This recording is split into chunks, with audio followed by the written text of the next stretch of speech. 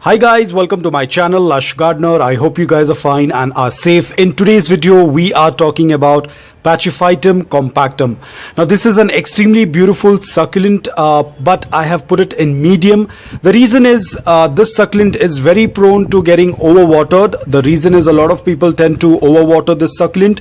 Now guys, remember, if you're going to look at the succulent, the leaves are very plump, which means that they can go without watering for a really long time, and a lot of people tend to end up watering it more often, leading to a root rot or a crown rot. So the most important part about the succulent is the watering. Ensure that the soil is completely bone dry. After the soil is completely bone dry, you can again wait for another day or so before you go ahead and water. Don't be in a hurry to water the succulent because it's very prone to getting overwatered. Talking about the soil requirement, it remains the same. We need to have a very loose, porous and well-draining soil. Let the soil be completely dry, wait and then water it.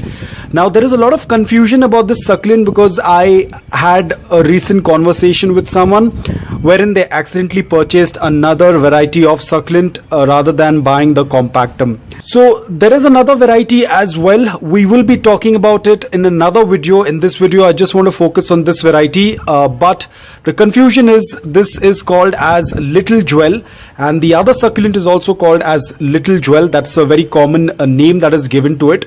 So there's a lot of confusion about this variety. This is called as Pachyphytum Compactum and the common name is little jewel. There is another variety as well. I'll put the name on the screen, which is also called as little jewel. So especially when you're buying this succulent, ensure that you cross check with the seller, check the picture, check the image of the succulent and then purchase it. If they're saying that they are giving you a little jewel, ensure that you check what kind of a variety it is, because this is the compactum and the other variety is also called as little jewel, and it's a lot of confusion. Recently one of my friend happened to show me that they wanted to buy a compactum but ended up buying the other variety. So there is a little bit of difference when it comes to the shape of the leaves. So I will make a video on it and you will be able to better understand and differentiate between both the varieties. Now talking about the light requirement, once the succulent has been acclimated, you can give it a good amount of morning direct sunlight for 5 to 6 hours. Avoid putting it out in afternoon direct sunlight. The leaves will get burnt.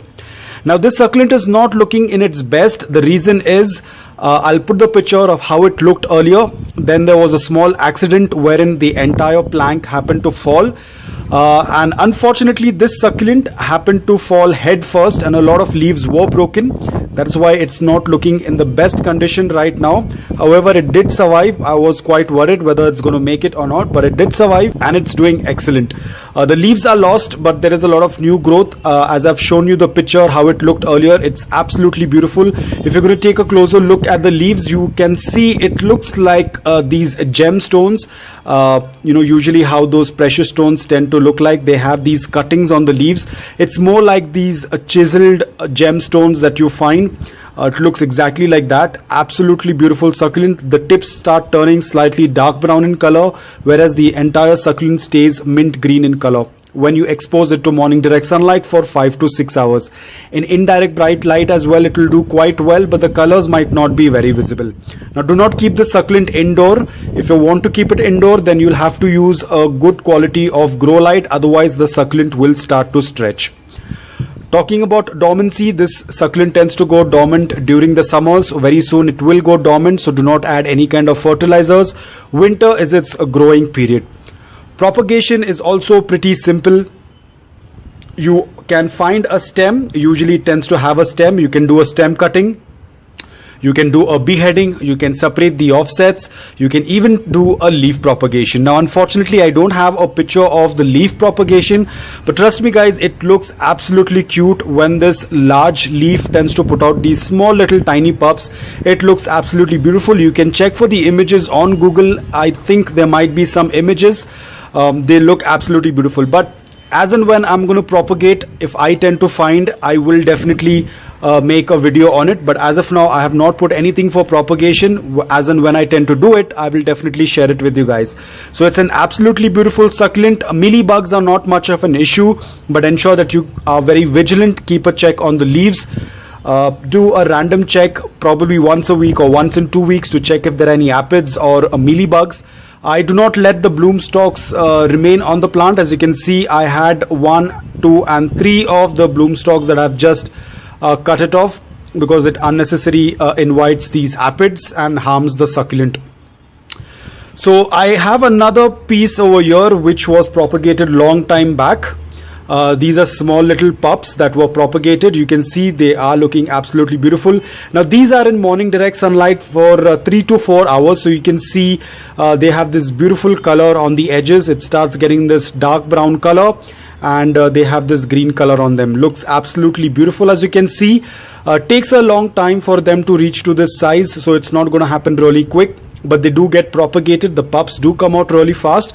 But then that's a long wait after that. So talking about soil again, the loose porous soil that you have to use.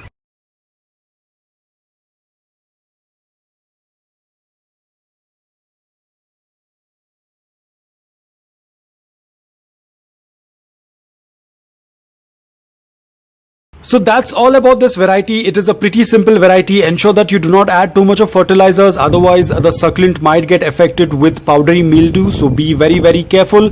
Other than that, the succulent is absolutely easy to take care, non-fussy plant. Just take care of the basic care requirements, like the most important part is the watering. Do not overwater it too much. I would rather say wait for some time. You will tend to see wrinkles on the lower leaves and then you can go ahead and water. Let the succulent ask for water rather than you giving it very generously, because that does not work out most of the time for our succulents. So very soon I will make the video on how to differentiate between these two varieties. Right now if I'm going to put the pictures, you won't be able to understand it much. So it's always better that I'm going to make a video and show you the differences. But the most important thing is, whenever you are buying this variety, cross check with the seller, ask for the picture. If you're going to tell the seller that you want little jewel, the seller might get confused because they have a lot of succulents. The best part is you either show the picture or you say that you want a Pachyphytum Compactum. Show them the picture. At times they might even get confused with the name, so it's always better to show the picture and then order the succulent. This succulent has much more plump leaves compared to the other variety. I won't be talking much about it right now because you're going to get confused. When I make the separate video on it, you will be able to understand it much better. So guys, I hope that this video was helpful to you. If it was, please hit the like button. If you're new to my channel, please consider subscribing to it. Until then, take care, stay safe and keep propagating.